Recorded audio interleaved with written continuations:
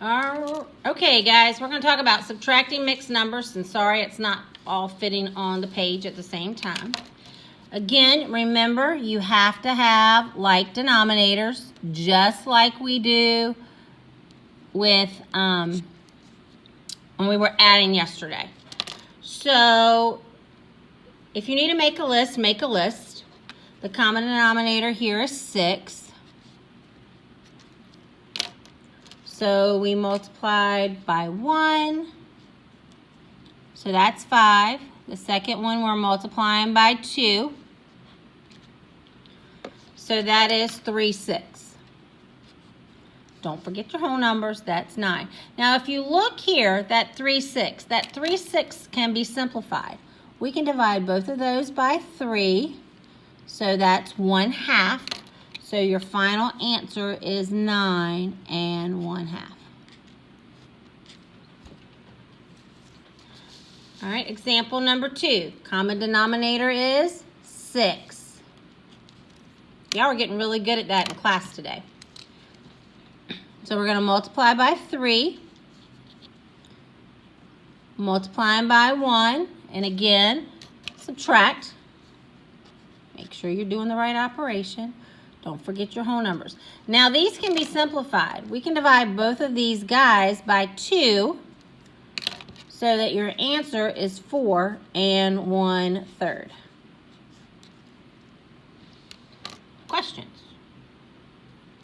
Hit me up. Now the next section is borrowing, and this is always where, if we're going to make mistakes, this is usually in the area where we're going to make it. Now, you are not allowed to subtract something from nothing. First off, when you line up, make sure you line up your whole numbers and line up your fractions. Even though that there's not a fraction there, you still have to line up with your whole numbers. Now, you cannot subtract something from nothing. I'll say it again, can't subtract something from nothing. We have to put a fraction there so that we can solve it. So we're going to borrow 1. Now, we have to subtract fractions from fractions. So we borrowed 1, and what we're going to do is make that whole number fraction 8/8. Why 8/8? Because the denominator here is 8, and we have to have like denominators. So at this point, you can subtract.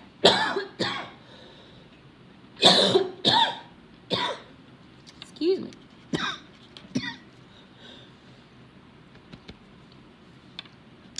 Sorry. I ate a nut before I started teaching. All right, so that's 4 3/8. All right, so now let's look at the next example. Again, line up your whole numbers, line up your fractions.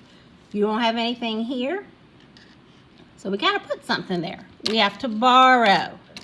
So we're going to borrow from 5, make him a 4. And what fraction are you going to put there? Hopefully you said 3/3 because that's your denominator. And remember, you borrowed 1, and 3/3 is the same thing as 1. So now we can subtract.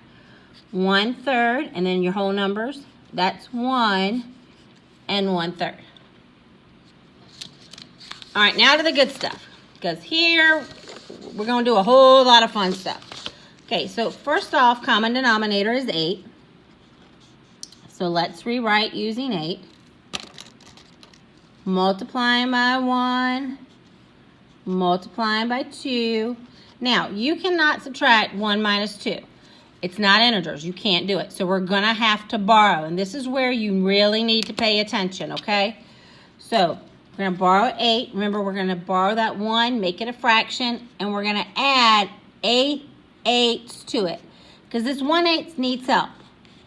So there's the 1/8 that needs help plus the 1 that we borrowed. So let's write a nice, pretty new problem so that we can see what all we're doing. So the new whole number is 8. We're going to add these two fractions together, so that's 9/8. Yes, there's an improper fraction there. It's fine. We only need him for just a minute. So that's 7 2/8. So now subtract. So that's 7/8 and 1. So it's 1 7/8. You got to remember right here, this is really important, that you have to add that 1 that you borrowed as a fraction 2 who needs help. You can't do this, so he needs the help. All right. So our next example, our last one, the common denominator is 12. So we multiply by 1, multiplying by 3. Again, can't subtract. 5 minus 9, can't do. So we're going to borrow. And what number are we going to add? What fraction are we going to add to 5 twelfths? Well, that's 12 twelfths. We're adding these together. Remember, he needs a little help. So let's rewrite a problem so it's pretty. So that's 3, our new whole number. And then 17 twelfths. 1 and 9 twelfths. So subtract. That's 8 twelfths. Sorry, my line kind of got away from me a little bit. And then 2. Now, that can be simplified. You can divide both of these guys by 4. So that's 2/3. So it's 2 and 2/3. All right, that's subtracting mixed numbers.